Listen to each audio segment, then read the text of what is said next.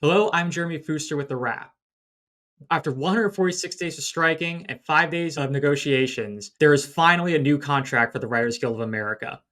When the Guild announced a strike back on May 1st, its leadership said that they would stay on the picket lines, keep their pencils down, and keep their keyboards gathering dust for as long as it took to secure a deal that would safeguard the financial sustainability for every writer in Hollywood, whether they write for films, TV shows, late night comedy, game shows, or anything else in between.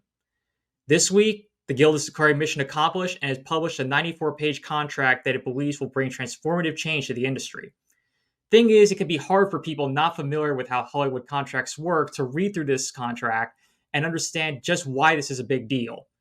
Fortunately, we have Hollywood's finest explainer here to break it all down with us, and he just so happens to be part of the negotiating committee that made it all possible. Joining us now is comedian, TV writer, podcast host, and WGA board and negotiating committee member Adam Conover. Adam, thanks for joining us. Hey, Jeremy, thank you so much for having me. Great to talk to you again. When we spoke on the very first day of the strike, you told me the writer's room is under attack. That this is very much if we don't get this now, we're at risk of being locked into trends that could turn the writers industry into just a gig economy. Looking at this whole contract, do you feel like this is going to secure the future for writers? Look, we didn't win every single proposal that we had on the table, but we won significant protections for every single type of writer working in Hollywood. Every writer in our industry is protected by the terms in this contract. And as far as the existential concerns, right, the concern that the companies were eliminating the writer's room, that they were going to try to use AI to reduce our wages and working conditions, that they were going to mire screenwriters in free work, that they were going to try to erode the working conditions of comedy variety writers like me by refusing to pay us the same minimums in streaming as in television. Those are the existential issues. And on those issues, we made massive progress. We put in place for the first time a minimum number of writers that must be hired for a writer's room. So when a show is greenlit, or even before the greenlight, when it's in the mini room pre-greenlight stage, a minimum number of writers must be hired. We got two-step deals for screenwriters. We got a guarantee for comedy variety writers in streaming. And we got, for the first time, success-based residuals. So now, when a massive number of people watch the shows and movies we create, we participate in that success and receive an extra bonus payment from the studios. And that's just where it starts. We're going to improve that in future negotiating cycles. Oh, and by the way, so almost left out, excuse me, extremely strong AI protections that specifically prevent the companies from using AI to write scripts, revise scripts, or erode our credits. And put all of that together. These are all provisions that they refused to even discuss with us, and we forced them to give to us by using the massive power that our membership gave us. This is 3 times, just looking at the dollar value, which is not always the best way to look at a contract, but if you're just going by dollars, 3 times the size of the last contract we won, 3 times the size of the offer that they gave us on May 1st. It's nothing short of a massive victory that we won with the power of our members and other workers standing at our side. It is a pretty big leap from the proposal that they publicly released back on August 22nd, which the Guild responded saying it's not nothing nor nearly enough, and which so many members that we spoke to and on social media said, no, this is not enough. What were they think? Did they really think that we were going to think that this was good and tell our committee to agree to this? And then we heard from some other sources and some other members of the negotiating committee that on Wednesday, when you guys came back into the room for the first time since that meeting altogether, that the studios provided a counterproposal, and this was a counterproposal that you guys were asking for back on the first day of the strike. It was addressing everything that you had asked for. It was the basis that you guys wanted to begin the process of back and forth on compromising, on figuring out the finer details. Tell me, for you, what did it mean to see that first counter proposal when it came down to you guys on last Wednesday, and compared to what you guys were being shown just a month ago? I mean, my reaction was I wish they had done it 5 months sooner, because what this was they finally engaged on nearly all of our points. They finally engaged on minimum number of writers in the writer's room. They finally made a proposal for a success-based streaming model, success-based residual in streaming, that is. They finally offered, a 13-week guarantee for comedy variety, right? Like just the basic protections that we had been asking for. Previously, they, their initial response to those was refuse to make a counter, rejected the proposal, refused to make a counter. Then that mid-August thing was that one that you referred to was more like, here's something that's not quite what you asked for, but is like, our version of, it's a bad version of what you want. Something that sort of was a sop to our request without actually providing any protections whatsoever. And then once they saw that that was not sufficient for our membership, they finally got around to actually countering. And once they did that, we were in business and we got the whole thing wrapped up in 4 or 5 days, right? Which is how long it should take. If they had not wasted their time by refusing to engage with us, thinking they could starve us out, trying to like whisper to the press or through the agents to try to break our solidarity, none of which was ever going to work. If they had just seen reality earlier, they could have saved everybody all this stress. But, I was very gratified that they did finally see reason and come to the table and make the reasonable deal that writers were asking for. So let's start breaking down some of the things that are in this contract. You gave a really good overview earlier about what is in here. So for streaming, as the general summary is that if a certain streaming title is viewed by 20% of a streaming service's subscriber base, then they're eligible for certain performance bonuses. There was also the issue of the transparency of streaming data. So what was in the contract was similar to what was in that August 22nd contract in terms of there will be data that will be shared confidentially with the guild, but only aggregated data can be shared publicly. So, but having that streaming bonus system, at least it gives some idea to writers and showrunners that, hey, if you've got a really big hit show and it's really gaining traction with the streaming service that it's being released on, then you're getting rewarded for it doing well. Tell us a little bit more about how you guys settled on that performance bonus structure being the way for writers to be compensated when they make a show, and it helps get these streamers a lot of money. Look, what was important to us was the principle that when a show does really well, we participate in its success. The specifics of the formula are things that are going to change over time. This is us cracking the safe open. This is the first crack. We inserted the crowbar, right? We hit it with the hammer and we cracked the safe open using that hammer of member power, to extend the metaphor a little too far.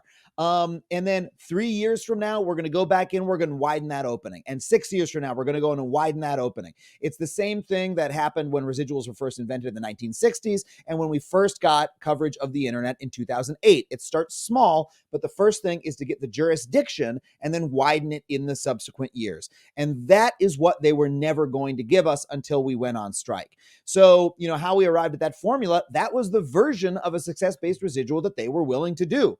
We had a different proposal that involved, number of views, et cetera, et cetera. But the issue is not the details on this one. The issue is the overall framework, the principle that we are going to participate when a show does well. And that is what we achieved. And we're going to spend the next couple decades enlarging that every single cycle so that writers are earning more and more of what they deserve. Another issue where like this is only the beginning is artificial intelligence. It is a very for writers, it's a very nascent technology and how it's going to be affecting their jobs.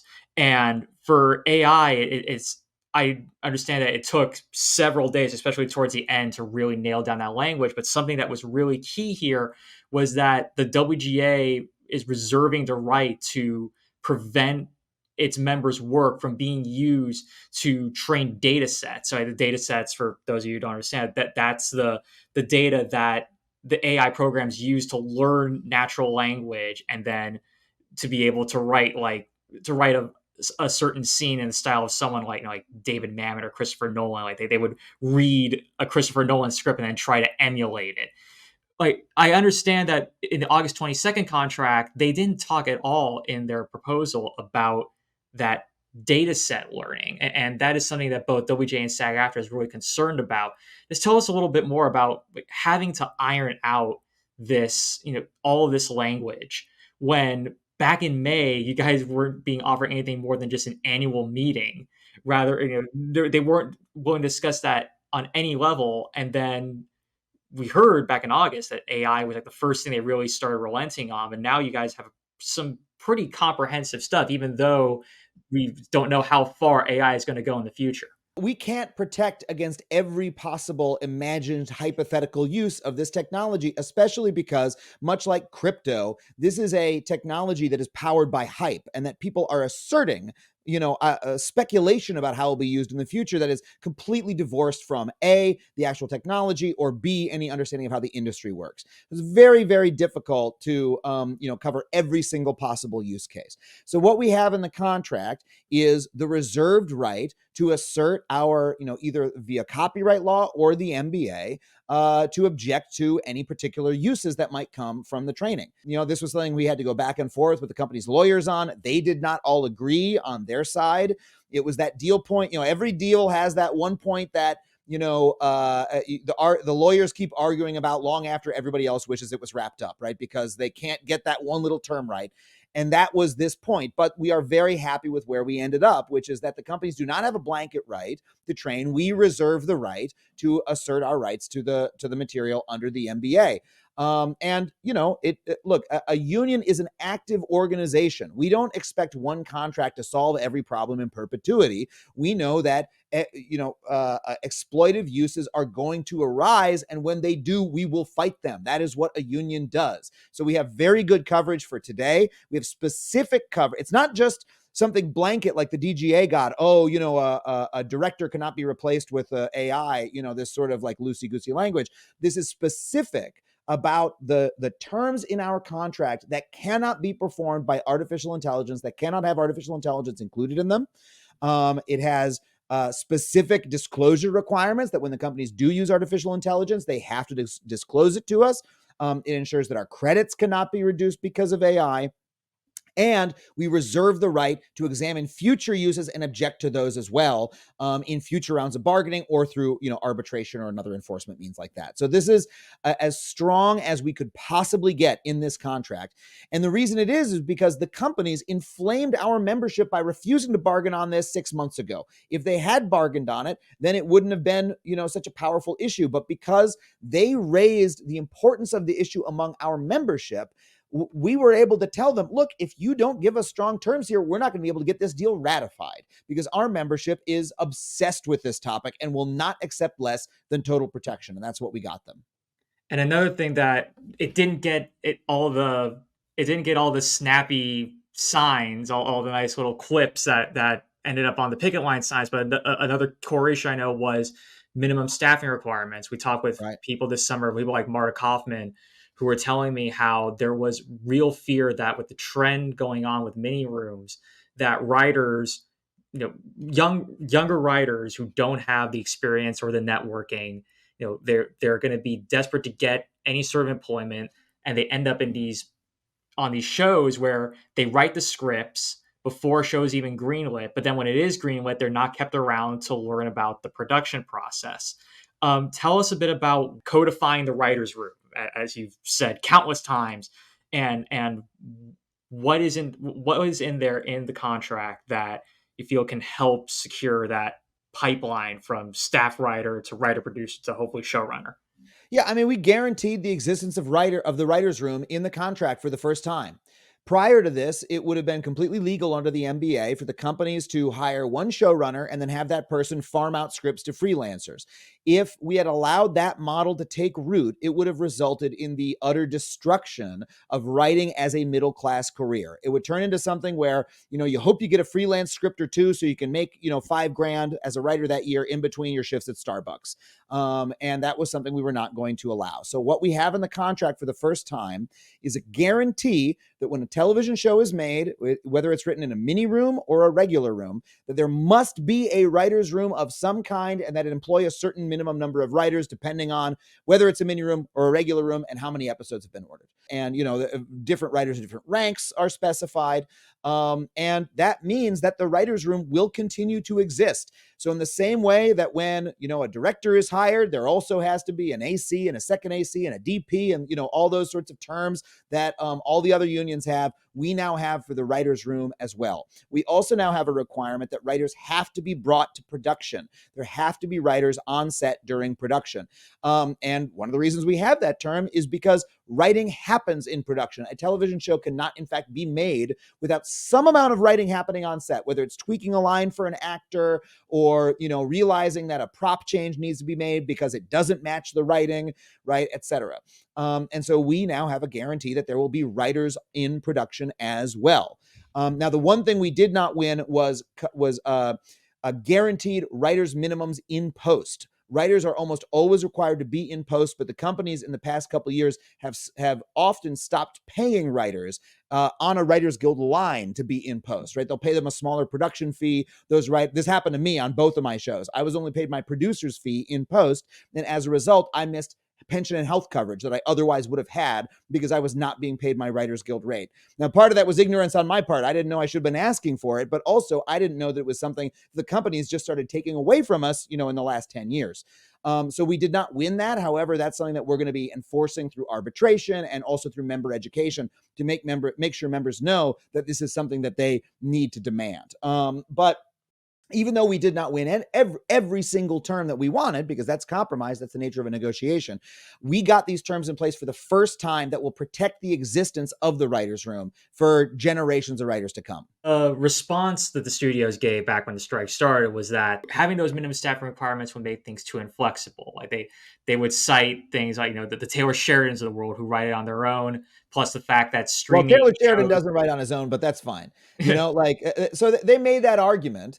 And look, the fact is, this argument was always a distraction from the main issue because the number of writers who truly write on their own is vanishingly small. Most of the examples people use of writers who supposedly write by themselves actually have writers' rooms or use writers in some capacity, including The Last of Us, many other shows like that. And the number of writers who truly write all by themselves, talking about Mike White, right, for example, for The White Lotus. I love that show.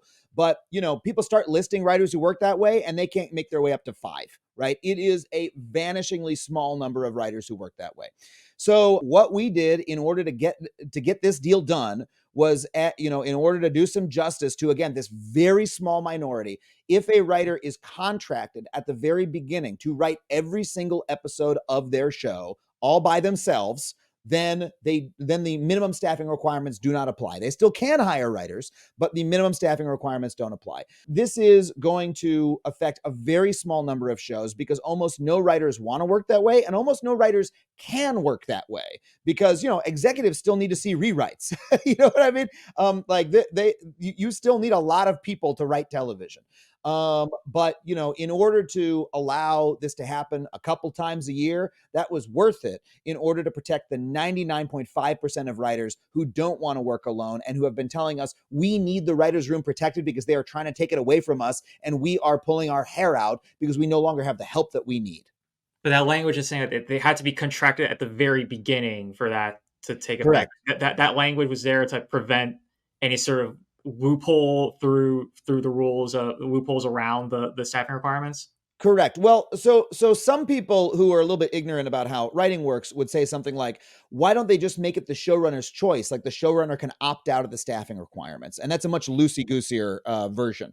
And the reason that's bad is because showrunners do not have as much power as people think. The showrunners who maybe you might do a roundtable with on your website, the really big showrunners who are celebrity names in themselves, maybe they have that amount of power, right? But your average showrunner does not. I've showrun 2 shows, and in both cases, I was told how many writers I could hire.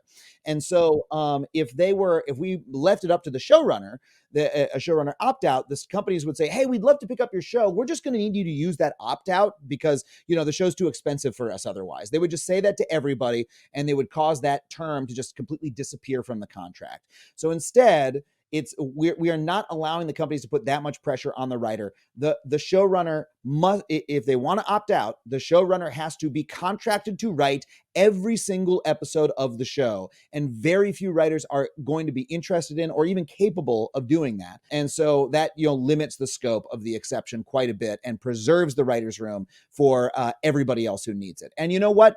If that term ends up being abused too, that is why we're an active fighting union. And that is why we'll go back in 3 years and put new protections in place if they need to be put there. But we think this is a really, really strong protection that, again, 5 months ago, the companies told us was anathema to them. That's me quoting Carol Lombardini. She said it was anathema. They would never do it. And guess what?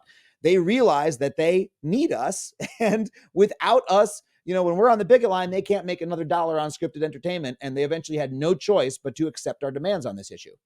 Well, staying in that vein of things that they said were anathema and then you guys ended up getting, I am packaging together two things that are very, very different for two very different types of writers, but I'm binding them together in that, again, these were things that they said they couldn't give to you. Where first there was the issue of two-step pay with screenwriters, a way to ensure that writers are getting pay commensurate with the amount of time that they spend months and months and months making the screenplay for a film. Also to prevent abuses of the rewrites that might get asked before they get the second pay upon turning in the final draft. And then there's also the issue of Appendix A, which for people who don't know what that is, Appendix A covers shows like comedy, variety, late night comedy, game shows, other things like that. And you guys were able to secure, I believe it was like 13 weeks of minimum pay for comedy and variety writers, when at the start of all of this, they were just offering you guys just day rates. Correct. So let's start with Appendix A then. Like, just break down for people who may not understand, like, how important it is for Appendix A writers to have these things in the contract, and how does it change how they get paid, and hopefully gives them more financial security. Yeah, so for decades, Appendix A writers, comedy variety writers specifically, have had protections in our contract: a minimum weekly salary, a minimum weekly guarantee, meaning 13-week contract cycles, and a residual based on a concept called the aggregate, which basically means every time you add a writer, the residual base goes up. The reason for that is that we don't write individual scripts; we all work on every script, right? And so if you add more writers, you don't want to dilute the residual. You want to make sure each writer is getting a residual that reflects their participation in the script. We had none of those terms in streaming. Literally, you hire a comedy variety writer in streaming, you could do whatever. I was literally, when I did my last show for Netflix, I was sitting in the room with the line producer when they said, oh, because we're a comedy variety show on Netflix, we can do whatever we want with writers. We have no minimums of any kind. And, my heart sunk, because I was like, this is how you get screwed if they can do that to you. And so what we have now for the first time in streaming is a guaranteed weekly rate for comedy variety writers. And by the way, for game show and other non-dramatic as well. Other non-dramatic is like our black hole of the contract. It's where everything else goes. Daytime talk is in there, documentary, a bunch of things like that. They all get a minimum weekly rate, and comedy variety writers get a 13-week guarantee. Where when they're hired, they have to be brought on in 13-week semesters. Now, this is dependent on the budget of the show. Below a certain budget threshold, this doesn't apply.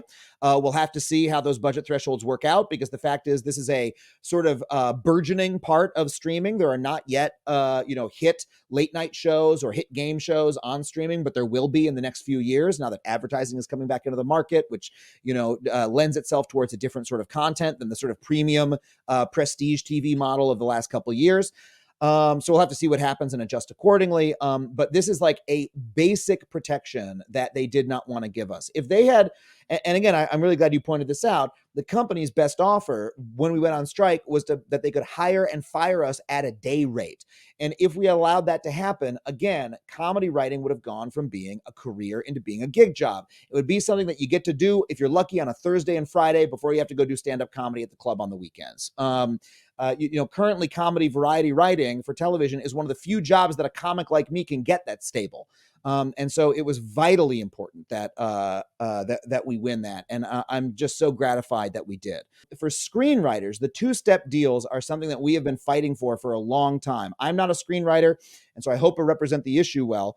But what I've heard from feature writers for years is these one-step deals, they're a plague. They lead to endless free work because you only get paid for one draft, but of course they always want more. A two-step deal, you get paid for the second draft as well. And this is a baseline thing that feature writers had for decades until the company started like refusing to put it in contracts. And so we had to go in and put it in our contract so that now it applies to feature writers who are working for less than 200% of minimum, which means the writers who need it the most. The writers who are on the lower end of our pay scale are the ones who receive this. It's such an important protection. And look, for both screenwriters and Appendix A writers, we wanted more, we deserved more, but we fought really hard. Everyone on the negotiating committee fought for the needs of all writers. And, we were able to deliver these really important protections that are going to make life better for a lot of writers. I think that bears repeating here because I've spoken with writers over the last few months they've been like veteran members of WGA, and they were at the start of this strike pretty cynical about the odds of getting the two-step pay for the reasons that you said. Like the issue of two-step pay has been something that has been brought up in these talks for as long as streaming has been around, and perhaps even longer. And they've just had this feeling of like, we always ask for it in the informational meetings and in the member meetings where we ask they ask for everybody's demands, what their concerns are, and they never get it. And over the last couple of days, I checked back in with a couple of them, and they were stunned that it was in there. Like they were like they said like we were starting to really believe that it could be in there, and to actually see it in there all these years, it felt like, yeah, this was worth it for us. So you guys said in the negotiating committee and all of these memos that like we can't leave anybody behind, and that sort of mentality like that created real connection between you guys and the rank and file that led to that staunch rejection of the AMPTP. And I just wanted to talk to you about how what months, if not years, of organizing went into that. But just tell me a little bit about the organizing that went into creating this unbreakable trust between the negotiating committee and this rank and file that kept coming out day after day after day for almost 5 months for you guys. Well, first, I want to say that two-step deals for screenwriters is not the only thing in the contract that people said we could never get. We also got proper pensions and health contributions for teams, where members of writing teams used to, for the entire length of the contract, have only gotten half of the pension and health contributions of everybody else. They now get full pension and health contributions. And we also won script fees for staff writers, which was another thing that they said that they would never give us, that we won, that helps our most vulnerable lower level members. And so we're incredibly proud of all of those protections. As far as what built the trust, it's because we know our members because we are our members. Every single member of the Writers Guild has a captain who they are assigned to, who they can go to whenever they have a problem. That captain is always equipped to connect them to a board member if they need to talk to them. Our phone lines are always open. We conduct member meetings. Any member who wanted to talk to David Goodman or Chris Kaiser on the phone was able to. Any member who wanted to talk to me on the phone was able to. And so we communicate with our members constantly, and it's a two-way communication. And that is the way that you build the trust. People don't believe it just because, I got an email that says it. They believe it and trust it because they're like, I know Adam, I know David, I know Chris, I know Angelina Burnett, I know Liz Alper, I know Eric Haywood, I know Rob Chavis. We are known to our community. And that is the most important thing, because we look them in the eyes and we say, we are fighting as hard as we can.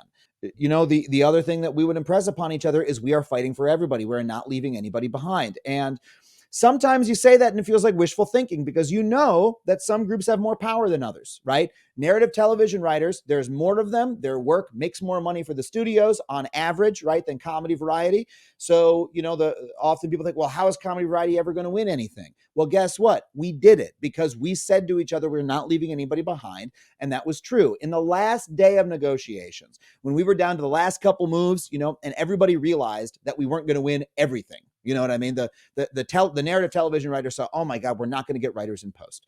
You know what they said?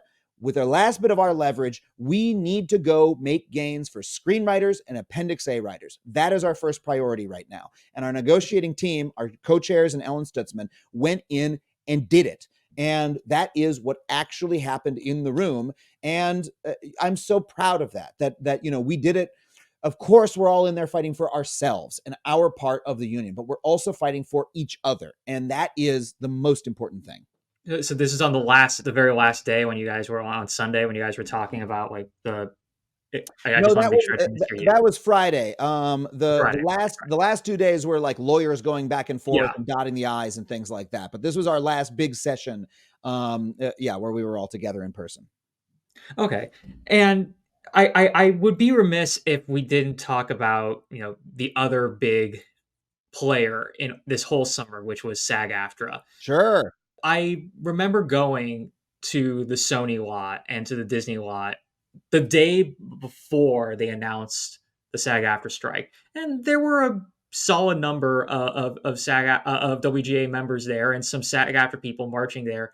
And then that very first day on July 14th, it was just there's no room on the sidewalks around Disney. It was just this massive horde of people, and all of a sudden, there's not just the pressure, like the Writers Guild strike. We were all talking about how it affects the TV industry, and now the SAG-AFTRA strike also put more immediate screws on the film industry because all of a sudden they don't have actors at film festivals and doing press junkets and things like that. Just talk a little bit about how much SAG-AFTRA helped you guys, not just when you guys first went on strike, but just through this whole process and the whole relationship that you guys built with them. I mean, first of all, when we went on strike, actors joined us on the picket line immediately. Day one, we had actors there from, background actors, principal actors, and they never left. And I think that's part of what caused that union to go on strike because they saw what was happening on the picket lines. They saw that our members were joining our fight and saying, we want to do the same thing. But then when they actually did go on strike, I mean, of course, that massively increased our leverage. The more workers are standing together, the more power workers have. And so the fact that we had two unions on strike for view-based residuals or success-based residuals of some kind, we had different proposals, but it was the same principle. And so the companies knew, hold on a second, we can't get out of this strike without making an offer on that. That's the only way that the strike is going to end. And that is part of why we won that residual. It bolstered our picket lines. It bolstered it kept the energy up in the press. It was just it added so much power. The real thing that we didn't anticipate when we started this, I knew that we would win. I knew that we would hold out until we got what we needed because I knew our membership, but I didn't know the membership of the other unions as well.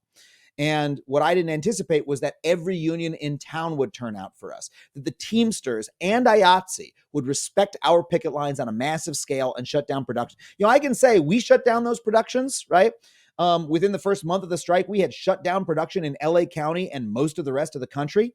But you know what? It wasn't us. It was us putting up the picket lines, and it was IATSE and the Teamsters respecting the picket lines. We did it together because they stood by us in our fight. And that was such a huge boost to our power that we are going to be standing by them in their next fight because, I think they have some big ones on the horizon and we're going to be there with them. Well, let's talk about that because next year, IATSE, both the Below the Line Workers Union and the Animators Guild, which is also part of IATSE, it's their turn for contract talks. Back in 2021, there was so much frustration about things like turnaround times, about safety on set, and so many other issues. And the contract they negotiated got authorized by the narrowest of margins. We're talking like electoral college levels of narrow. And when I spoke with IATSE members over the last few months, I spoke with them out on the picket lines, and they were saying like, we, of course, we're going to be out for them, but one person told me like they're near broke, and a lot of people were worried about whether they would have the financial security to be able to feel like, okay, now when we go on, we got to go on. If we need to go on strike to get what we need, then like, can I survive several months of not having work?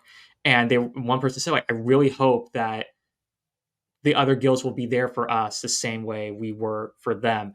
There is so much solidarity that you guys have built within this guild and to others. And I think for a lot of writers, there is a feeling like, okay, let's get back to work. For a lot of people, let's get back to work. Let's provide for our families again.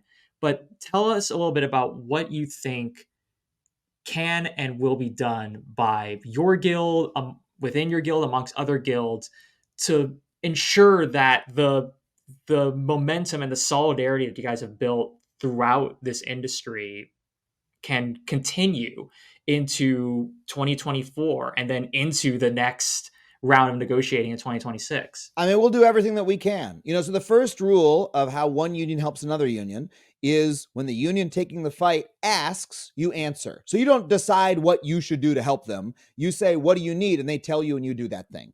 So that's the first thing. So whatever IATSE and Teamsters and any other union that goes on strike in town ask for us to do. Do they want us to march? Do they want us to help raise funds? What do they want? That's the first thing. The second thing is, every single Writers Guild member knows what sacrifices IATSE members, Teamsters members, SAG-AFTRA folks did to help us. And we are going to be doing the same. We're going to have, an intense personal feeling that we need to do the same thing for them. I mean, IATSE members don't have a clause that protects their individual right to respect a picket line in their contract, and yet so many of them did respect our picket line to the extent that they shut down shows. I personally am a SAG-AFTRA member, so of course I'm going to still be out there picketing, and I would never cross a SAG-AFTRA picket line to go, pitch a show for Netflix or something like that. But I have a really hard time imagining that any Writers Guild member who is not a member of SAG-AFTRA would ever be willing to cross a picket line, because we know what they did for us, right? And that's what solidarity is. It's not like, oh, what does labor law say you can do? It says, oh my God, these fellow workers stood up for me. Of course, I'm going to stand up for them. The thing that the Writers Guild has wanted more than anything else is friends, right? We have wanted other unions who are willing to take on strong fights in this town. We have been, for a long time, the only really fighting union in this town that took strike authorization votes, that picketed, right? And that really took it to the mattresses. And now you're starting to see other unions in town step up and do the same thing, because their members are getting so beaten down. And we welcome them, and we are so excited to stand in solidarity with them. So whatever they need, we will be there for them with. So let's conclude this with a couple of like forward-leaning questions. First, I just want to ask for you personally, because you've been, not to make you blush too much, but for some people, like, you became like the face of the strike. I saw so many of your media appearances being shared on social media. There were little jokes on TikTok about the different kinds of people you see at picket lines, and there was specifically one with you. Sure. And you were out there fighting. You're out there fighting. You're out there decoding this for people who've never heard of the term spam protections in their life. And what did it mean for you when you went to the Showrunners Galleria last Wednesday? You get in there, and the CEOs actually sound like, okay, we're willing to actually start negotiating. You start seeing, like, they give you the papers, the copies of this proposal, and you start seeing the things that you were talking about to me, to so many reporters, and to so many other people out there on podcasts and so many other places, and you're now actually seeing it being negotiated in the room where it matters. What did it mean for you? Like, was there anything like, oh my God, we're going to do this? Like, what did it mean for you when you saw that? I never had any doubt that we were going to do it, because I understood how the power dynamics worked every step of the way, even though the CEOs didn't. So when they finally started to negotiate, my first thought was, my God, fucking finally they get it. They get what they have to do. And then during negotiation, you always miss a couple things. There's a couple things we don't get. And so you tend to focus on, oh my God, I wish we had been able to improve the residuals for comedy variety in streaming.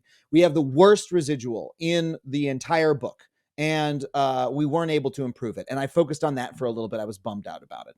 And then you go back and you look at everything you won. We'll get the dozens of things that they said they would never give to us, and we did, and we won through member power. It was so powerful. And then, we just started to be elated, right? And then when we started to finally, have members reach out to us and say, this is going to change my life. Like, what we've done together is going to change my life. It's meaningful to me. I can't express it, how emotional it is. Where this moment stands in the larger wave of labor reawakening that we're seeing in this country. United Auto Workers, Unite Here Local 11, with the hotel workers here in town, UTLA, the UPS drivers at Teamsters.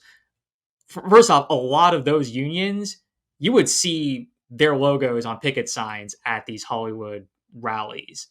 And there was just so much understanding that Hollywood, which people often just see like the A-listers, like, they just see like really rich, glitzy stuff. But there was a Gallup poll that said like 72% of people surveyed supported the WGA strike, and we talk about how like this country is so divided. We've got 72% of people behind you guys. I've heard veteran Guild members feeling that today, like they feel like it's been so long since Hollywood labor has felt this strong. Yeah.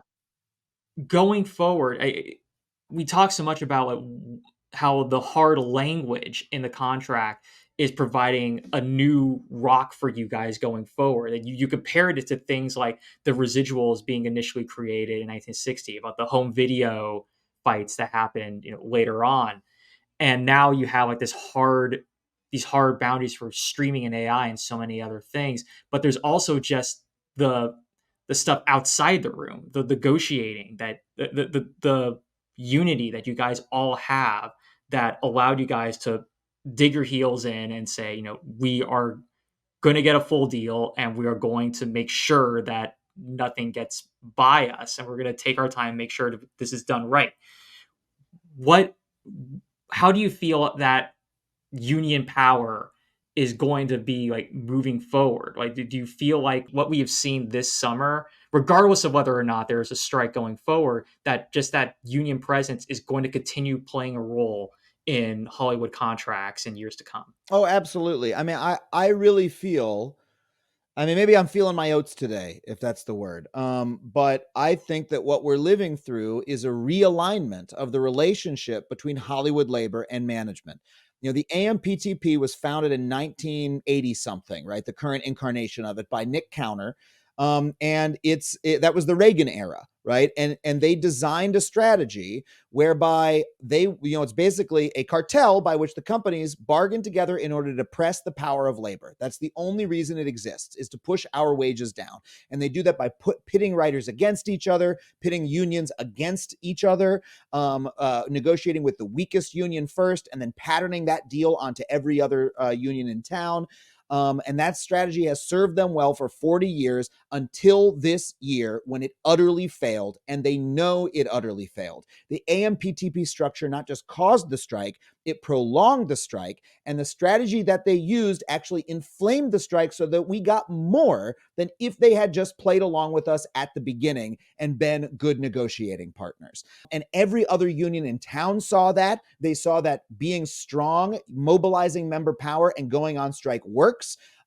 They saw the value in standing with their fellow workers. And now they can look at the deal that we won and they can see, holy shit, the Writers Guild just tripled the company's initial offer, tripled the size of any other deal they've ever won in the past. Won things that all of us will benefit for. Won things the company said they would never give us. And they did all of that by using member power and going on strike. I think that lesson has not been lost on any other union member or union leader in this town.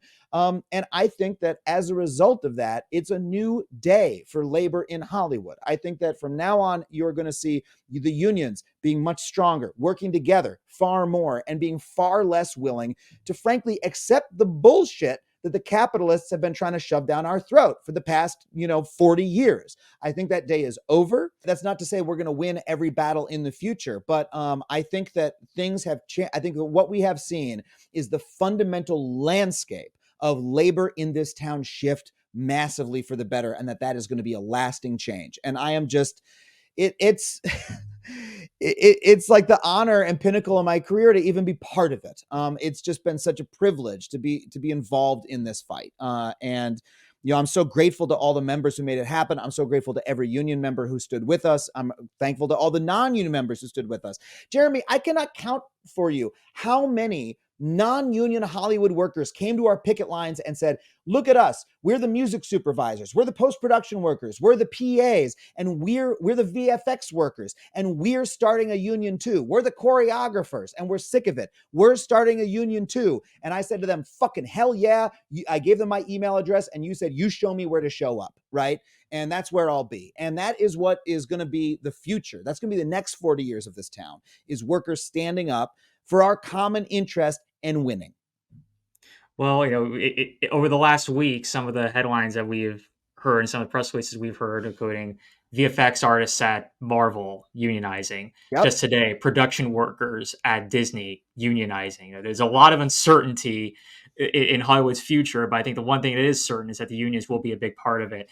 Adam, thank you so much for taking the time to talk with us, just to speak your mind on everything about this historic moment and decoding what this contract really means for writers and for Hollywood as a whole. Really appreciate your time.